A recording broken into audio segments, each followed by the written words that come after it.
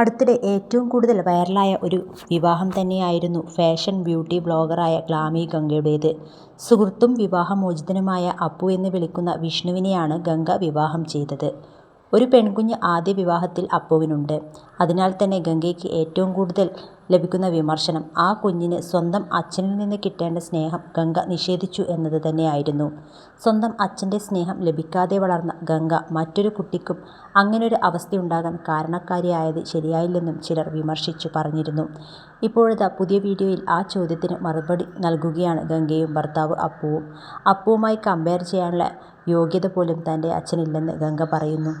ഗംഗയുടെ ലൈഫിൽ നടന്നതും എൻ്റെ ലൈഫിൽ നടക്കുന്നതും രണ്ടും രണ്ട് കാര്യങ്ങളാണ്.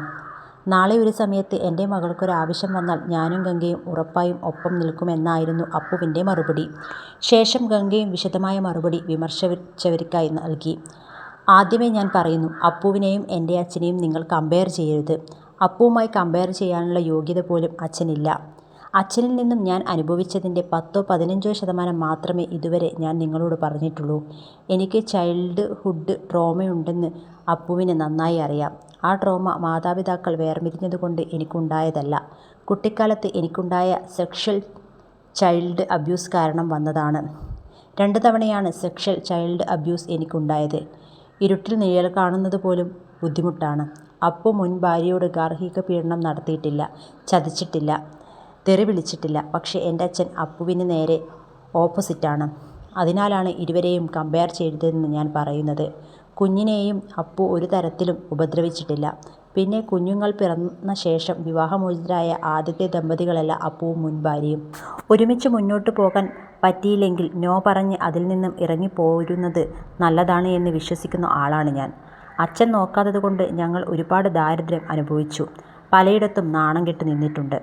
അപ്പുവിൻ്റെ കുഞ്ഞിന് കിട്ടേണ്ട സ്നേഹം ഞാൻ തട്ടിപ്പറിച്ച് എടുത്തിട്ടില്ല. ആ കുഞ്ഞ് അപ്പുവിന് ഒപ്പമായിരുന്നെങ്കിൽ ഞങ്ങളുടെ കല്യാണം നീണ്ടുപോകുമായിരുന്നു.